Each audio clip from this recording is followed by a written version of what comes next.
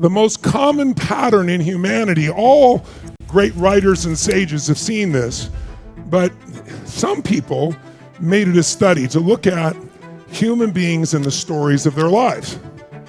And some of you remember Joseph Campbell, who studied all the great myths of humanity, literally in every generation across different cultures. And he discovered that the stories of humanity had, no matter what culture, no matter what the background, no matter what their belief about who is God, or what God is, or whether there's even a God, that all of these stories seem to have certain things in common. And we called it the hero's journey. And I think it's really important as we go on this journey together, not this trip, remember trip's predictable, a journey, what makes it interesting is you're not sure what's going to happen at different times. You're going to meet interesting people, have different experiences, but it might be useful to have this pattern in the back of your mind. What does that hero's journey look like? Well, you can make it really complex, and he does at times, but we could break it into 7 quick little pieces if you want to jot it down. And I'll give it to you in the form of maybe a story almost all of you know. How many know the story of the Wizard of Oz? Raise your hand if you know the story of the Wizard of Oz. In any person's life, you know, we get to a point, and I don't know if you're there in your life right now, but often we get to a point where we have a certain level of stability. Like we worked hard, we got to a point, we have a certain structure to our life, and you get to that point. And when you get comfortable, life is about growth. Now, if you want to know what life's about, you can see there are 2 laws of life that are immutable, and it doesn't matter on this planet anywhere. Everything in the universe grows or at what? There's no exceptions. If your relationship isn't growing, it's dying. You better do something now. There's no such thing as a business that's not growing without beginning to die. That's what it is. So it's continuous growth that makes us feel alive, by the way. People ask me all the time, you've traveled the world, you met millions of people. What's the secret to happiness? One word, progress. It's not even achieving what makes you happy. Because think of something you achieved that was amazing. How many achieved something amazing and then your brain went, is this all there is shortly thereafter? Isn't that the worst feeling in the world? That's worse than failing. Because at least when you fail, most of us, we get up and we just do it again, find a better way, right? But if you succeed and you're unhappy, you're basically what I call technically screwed. But on the other hand, there are times when you don't say, is this all there is? Who's had an achievement you worked your guts out for, you finally made it happen, and you were thrilled out of your mind, and you didn't have, is this all there is? Who's had an experience like that? Make some noise if you've had this, so I know you got it there. So here's the question. How long did that great feeling last from achieving that ultimate goal? Did it last 6 years? A year? 6 months? 60 days? 6 weeks? 60 days? How many of you, it's somewhere between 6 hours and 6 weeks was probably the most that lasted for you? Raise your hand and say about. How many of you lasted at least 3 months? Let's say 3 months. 6 months. A year. Almost nobody even a year. So what the hell are we achieving all this shit for? You bust your ass and you finally achieve it and feel good for this short little burst of time. Why? Because the universe doesn't want you to sit at the table of success too long because you'll get bored and fat. It calls to you to keep growing because when you grow, you have something to give, and when you give, you have a higher purpose. Everything on earth grows or dies, and everything on earth, everything in the universe grows or dies. Everything in the universe contributes or it's eventually eliminated by evolution. Those are facts. Those aren't Tony's laws, those are laws of the universe. So if you and I want to be happy, it's not even achieving the goal. The purpose of the goal is what it makes of you. Jim Rohn used to teach me, what you get, Tony, won't make you happy. Who you become will make you very happy or very sad. And that's what destiny is. Who are you going to become? What are you here to give? How are you here to live? What are you going to experience while you're here? And we want to make those decisions now, not let them unfold and hope it all comes together, because rarely does that work out terribly well. But with a directed mind, we can make anything happen. And most of you have in your business, or maybe your relationship, or maybe with your kids. But somewhere along the line, you're not doing it in all those areas and not the level that you want. So if you want happiness, it's called progress.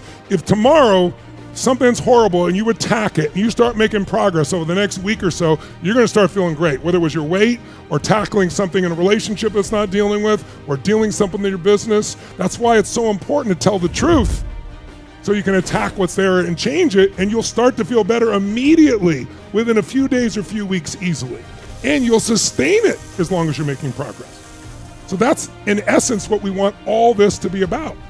It's like continuous progress will create continuous reward. So if I'm talking about the hero's journey, the journey of a human being's life, when we get to that level of stability, we tend to want to hang on to it. In a relationship, people want to be in a relationship, and it's uncertain and it's exciting. And then they get in a relationship and they don't want it to change, and then they try to hold it and control it. Well, any human being that's alive is going to change and grow. And when they change and grow, it scares people a little bit. They're trying to hold on to it. The more you try and control a relationship, the less love there is. And the relationship starts breaking down. So we need to allow ourselves to understand that you are going, if you get too comfortable, if you don't design something to make you grow, God or the universe, whichever one you believe is, I'm not here to tell you what to believe, but the God of the universe will show up, God or the universe, and challenge you to make you grow. And if you don't face the challenge, do it again. So here's what the stages look like. There's an ordinary world in the beginning of Wizard of Oz. And the main character, Dorothy, is like, you know, her life's okay. It's there. She's got family. Now, she's not super happy, not super unhappy. She's kind of in that middle round. And the ordinary world goes to the next stage, which is very quickly something happens. There is a call to adventure. Jot it down. That's the stage. You start wherever you were, and then you get a call to adventure. Now, sometimes the call to adventure comes by with someone says, you have cancer. Or your brother or sister, mother or father, or someone you love does. Or, by the way, we're going to shut down your business, and doesn't matter you have a restaurant, there's this thing called COVID, and you can't open it. Or you have a gym, and of course we don't want people working out and getting healthy, so we're going to shut that down immediately, right? You know, it's like something happens that it's not usually pleasant. Those painful things in our life are always a call to adventure. They're a call to grow. They're a call to find something inside yourself, listen to me, that is superior to the circumstances you are in. We are not here just manage our circumstances. We were built as creators. We can create life on our terms, or we can manage the shit that's given to us. If you become a manager of shit that's given to you, you're going to be very miserable, and what will happen is life will come and give you more problems.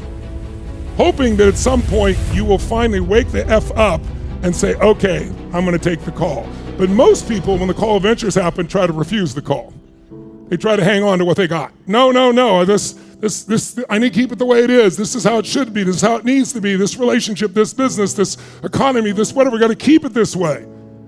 But it's not going to. You're going to keep getting hit until finally you stop refusing the call and you go on the journey. And when you go on the journey is uncertain. Now listen to me, I'm going to give you a phrase right now that is one of the most important things I'm going to tell you this weekend, but I doubt seriously when I tell you right now it'll sound significant. But by the end of these days, you will remember and you'll see how significant it is. The quality of your life is in direct proportion to the amount of uncertainty you can comfortably live with. I didn't say the amount of uncertainty you can survive. Why is that so important? Because all growth happens in the world of uncertainty. In fact, jot this down. All passion is found in the world of uncertainty. There's no passion when you're absolutely certain.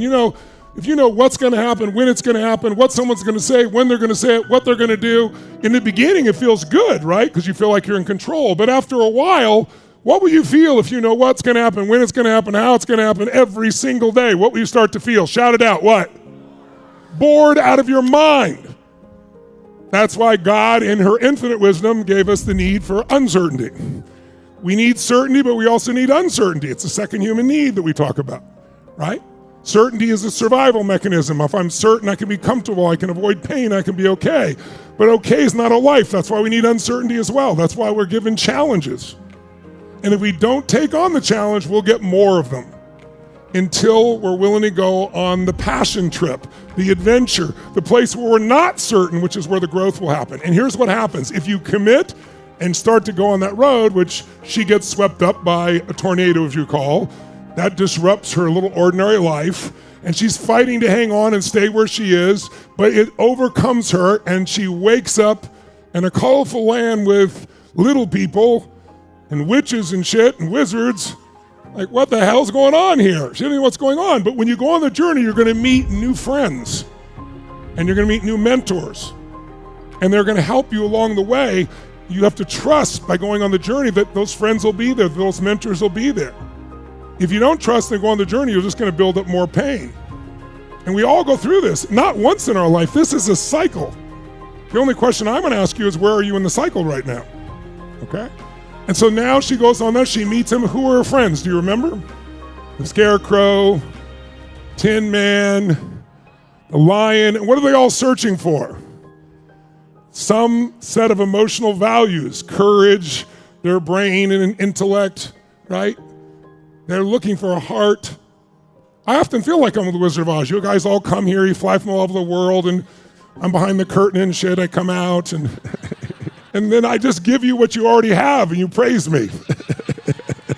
It's like, you guys are unbelievable.